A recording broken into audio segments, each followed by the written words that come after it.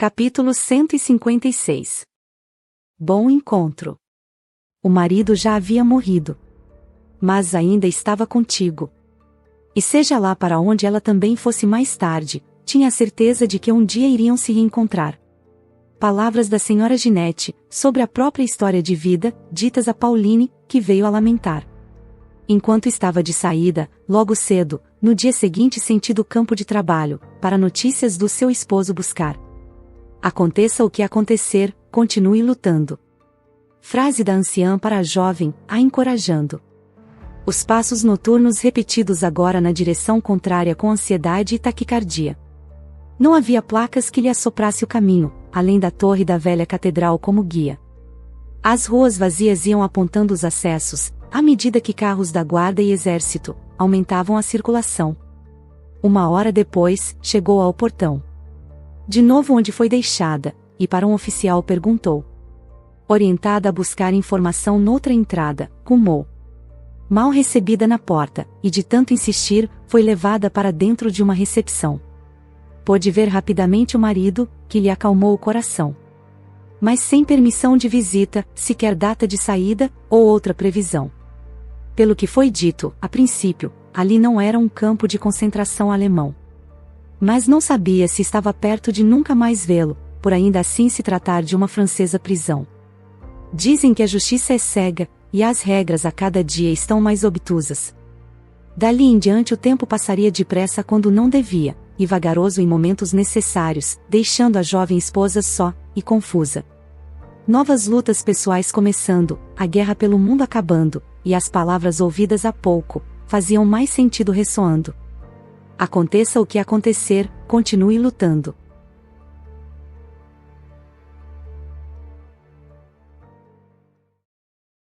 Capítulo 157. Desgosto a gosto. De 8 a 13 de agosto de 1944, a rotina de Pauline segue assim: acorda e tenta visitar Ernesto detido, esperando um bom fim. Vendo os dias entrando e as economias saindo. Cruzando com alemães imponentes no corredor da hospedaria, lançando olhares insinuantes a uma jovem sozinha, atenta para não suspeitarem aonde estava indo. Raiva é a matéria-prima da besteira. E cultivá-la é como jogar álcool numa fogueira. No campo, os guardas eram rasos nas informações. Não as negavam, por ser cidadã francesa, mas não lhes agradava suas aparições. Ali era um local de traidores, diziam. Em guerra com quem for contra a França para livrar o solo do mal, queriam. E após insultos, ela ia embora.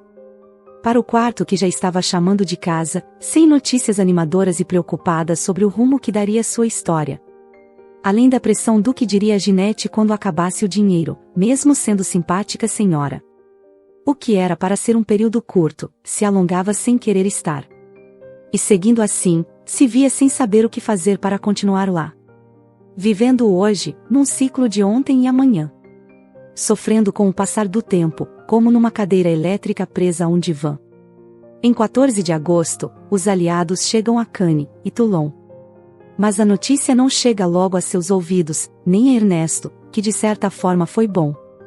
Se soubesse, poderia se rebelar. Pensando que a esposa podia pensar em lhe abandonar. E ela, de fato, poderia cogitar e para casa desejar voltar. Nascendo o arrependimento mútuo por terem saído de lá, que iria os matar.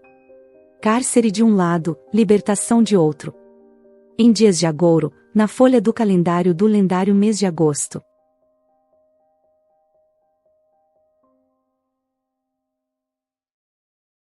Capítulo 158. Todas as fichas.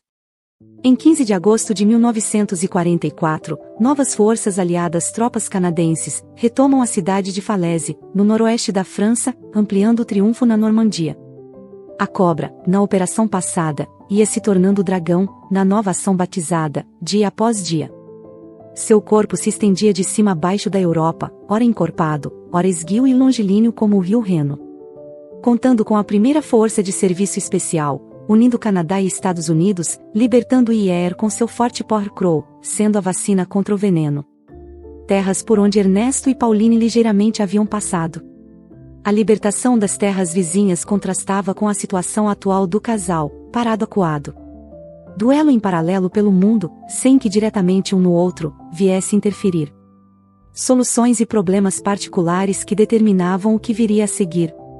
No dia 16/8, Pauline toma uma decisão. Sozinha, desesperada, longe do marido, do restante da família primária, ficando sem dinheiro, encara o momento com determinação. Propondo para a dona da hospedagem limpar as escadas, arrumar os quartos e o que mais fosse preciso, em troca de sua acomodação.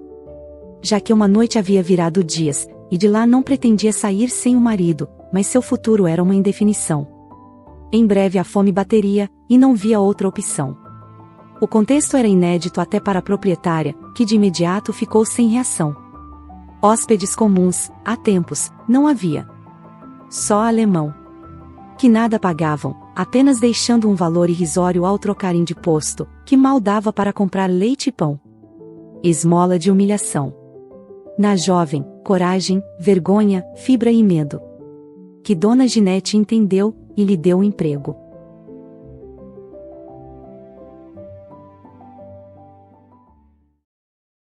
Capítulo 159. Avante.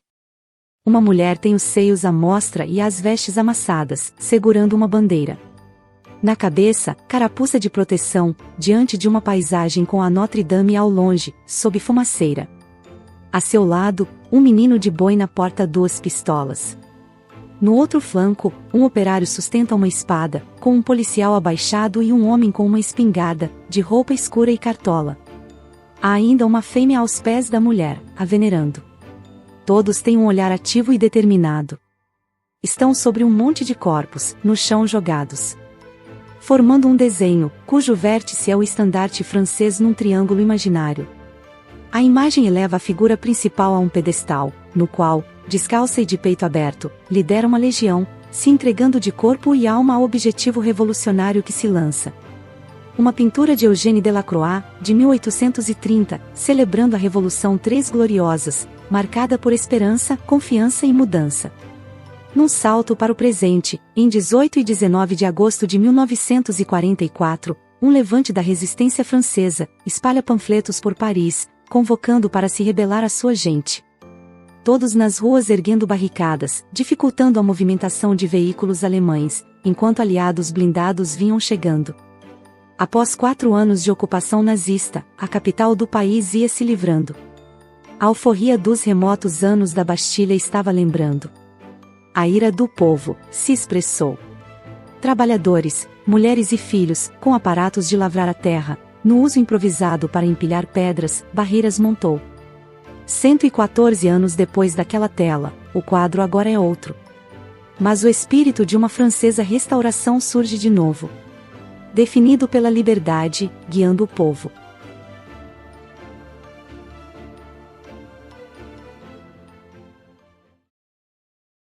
Capítulo 160.